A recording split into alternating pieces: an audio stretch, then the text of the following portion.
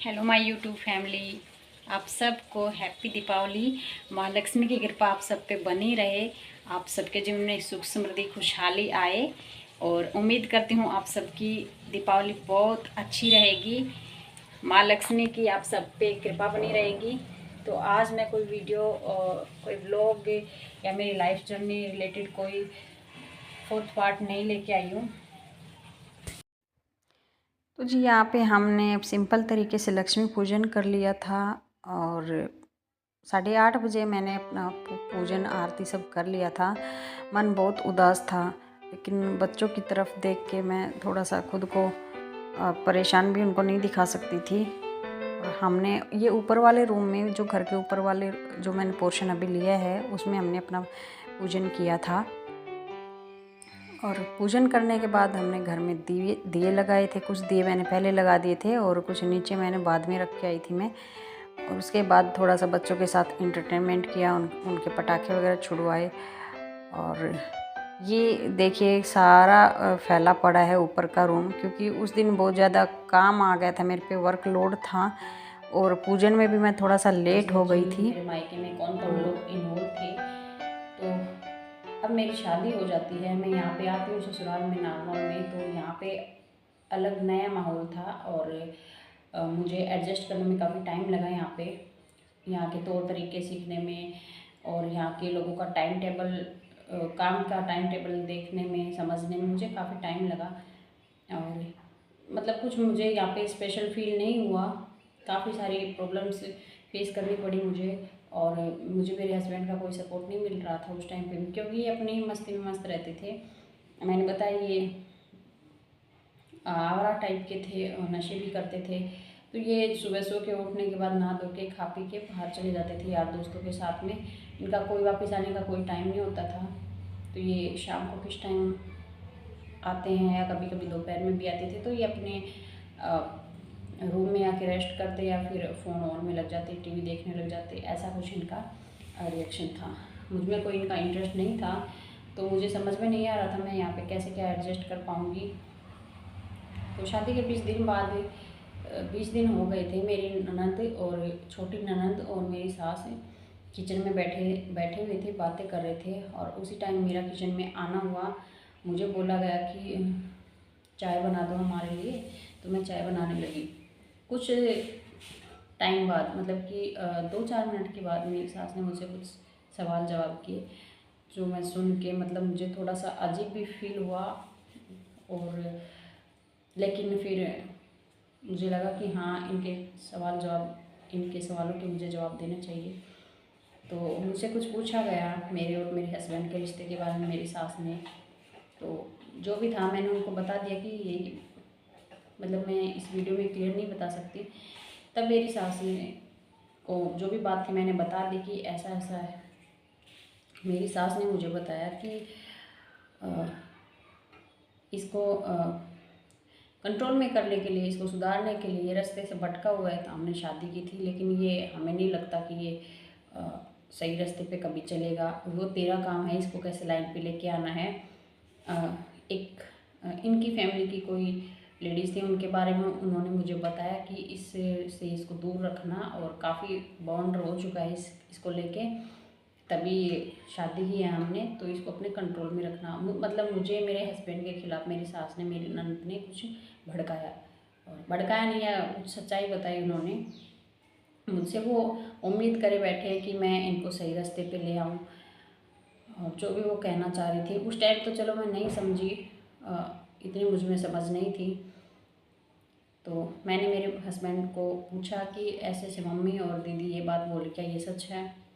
तो उसको बड़ा गुस्सा आया। तो उसने ये बोला कि तुझे इस मैटर में पढ़ने की कोई ज़रूरत नहीं है, मैं जो हूँ जैसा हूँ मेरी लाइफ है, तू इसमें इंटरफेयर नहीं कर सकती, तू यहाँ पे रह, काम कर, खा पी आराम से बस। इन्होंने मुझे इस तरीके का जवाब दिया। मुझे बड़ा अजीब सा फील हुआ। तो वो आप लोगों को इतना बता देती हूँ कि वो जो सवाल जवाब थे, वो जो बातें चली थी, वो टॉपिक था, वो किसको लेके था? वो इनके अफेयर को लेके था। कॉलोनी में कुछ बातें फैली थी ना, तब इसकी जल्दी शादी करने की सोचा था इनके घर वालों ने, और मेरे साथ रिश्ता फिक्स किया था। तो ये रास्ते से भटके हुए थे उस टाइम पे, और मुझे बड़ा धक्का लगा उस टाइम पे ये सोच के, ये सुन के मेरी सास और मेरे ननद के मुंह से। तो मैं रोई, काफ़ी रोई, और मैं किसी के सामने शेयर भी नहीं कर सकती थी कि अब किससे बात करूं। मैंने मेरे हस्बैंड से हिम्मत करके मैंने बात भी की, 2 बार फिर से मैंने बात की। तो तब थोड़ा उन्होंने मुझे कुछ बताया कि हाँ जो है ये सच है, लेकिन अभी फ़िलहाल ऐसा कुछ भी नहीं है, और मम्मी और जो मेरी बहन ने जो मैं बोला ना वो झूठ है, ऐसा कुछ भी नहीं है। और रही बात, खुद मेरे हस्बैंड ने बताया कि मम्मी खुद नहीं चाहेगी कि हम दोनों खुश रहें, और मम्मी की बातों में मत आना, ये भड़का रही है तुझे, ऐसे ऐसे मेरे हस्बैंड ने अपनी मम्मी के अगेंस्ट मुझे कुछ ये बातें बताई। तो उसी दिन से थोड़ा थोड़ा मुझे भी समझ में आने लग गया था कि मेरे हस्बैंड के नेचर को देख के, इनके बिहेव को देख के, कि मेरी तो अभी नई नई शादी हुई है और इनका मेरे लिए भी ऐसा नेचर क्यों है। मतलब मैं बड़ा अजनबी सा फील कर रही थी कि क्या ज़बरदस्ती मैं इस घर में आई हूँ। मुझे कोई इनसे कोई सपोर्ट नहीं मिल रहा था यहाँ के तौर तरीके समझने में, या यहाँ का रहना सहना क्या है, तौर तरीके क्या हैं, अब मैं किससे बात करूँ।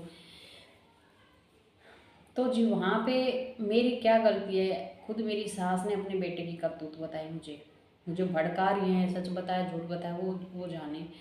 मैंने अपने हस्बैंड से इस बारे में बात की, उसने मुझे स्पष्ट क्लियर कर मना कर दिया कि फ़िलहाल ऐसा कुछ नहीं है, और तुझे सिर्फ भड़काया जा रहा है, मेरी मम्मी का नेचर ख़राब है और ये तुझे भड़काएगी, और बाकी तेरी मर्जी है, तुझे जो सोचना है जो समझना है वो तू सोच सकती है। मेरे हस्बैंड ने मुझे ये बोला। तो जब मुझे सच्चाई पता लगती है, मैंने कुछ बातें भी नोटिस की थी, तो आप लोग बताइए वहाँ पे मेरी क्या गलती है।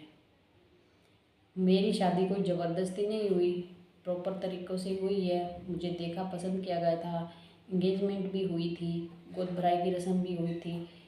उसके बाद मुझे ये रियलाइज़ करवाना कि तू अजनबी है और ज़बरदस्ती आई हुई है, इस तरीके से मुझे फील करवाना, तो मुझे आप सोच के देखो मुझे उस टाइम पे क्या फ़ील हुआ होगा, नए लोगों के बीच में, नए घर में, नए माहौल में, और ऊपर से मैं ये सब सुनने को मिल रहा है मुझे कि मेरे हस्बैंड का मुझ में कोई इंटरेस्ट नहीं है, इनका जो अभी भी मन है जो भी किसी पे भी है, उसका मैं नाम नहीं ले सकती।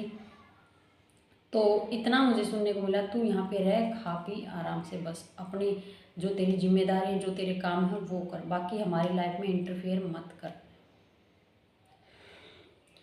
तो जी नेक्स्ट वीडियो में मैं बताऊंगी, थोड़ा सा और बताऊंगी। अभी छोटी छोटी वीडियो अपलोड कर सकती हूँ मैं, ज़्यादा बड़ा मैं डिटेल में नहीं बना सकती।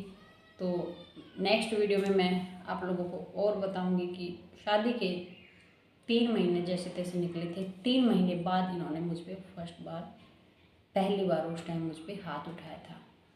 वो बात मैं आपको बताऊंगी कल की वीडियो में। तो आप मेरी वीडियो को लाइक करें, शेयर करें, और मेरे चैनल को सब्सक्राइब नहीं किया तो सब्सक्राइब भी किए। मुझे मेरी वाईटी फैमिली का इतना प्यार, इतना सपोर्ट मिल रहा है, और अब मुझे किसी चीज़ की कोई ज़रूरत भी फील नहीं होती, और इतने अच्छे अच्छे कमेंट्स मुझे मिल रहे हैं, मैं देखती हूँ लेकिन मैं रिप्लाई नहीं कर पा रही, और टाइम की शॉर्टेज, बहुत ज़्यादा टाइम की शॉर्टेज, क्योंकि दिन भी छोटे होने लगे हैं, और उम्मीद नहीं थी कि मुझे इतना प्यार मिलेगा, लेकिन मुझे सच में आप लोगों से बहुत प्यार मिल रहा है। आप लोग मेरा परिवार हो, और मैं आप लोगों को बहुत ज़्यादा मानती भी हूँ। और 2 दिन मैं वीडियो अपलोड नहीं कर पाई, सॉरी उसके लिए भी, क्योंकि मेरे फ़ोन में भी प्रॉब्लम्स हैं, और मैं कुछ दूसरे काम में भी फंसी हुई थी, तो चाह के भी मैं कोई वीडियो अपलोड नहीं कर पाई, ना आप लोगों के साथ दिवाली का कुछ शेयर कर पाई। तो अचानक से मेरे पास इतना काम, इतनी हेडेक आ जाती है कि फिर समझ नहीं आता कि पहले ये करें या वो करें। तो जी मिलते हैं नेक्स्ट वीडियो में, और कोशिश करूँगी मैं अपनी वीडियोस कंटिन्यू लेके आऊँ। तो तब तक के लिए अपना ध्यान रखिएगा, बाय बाय।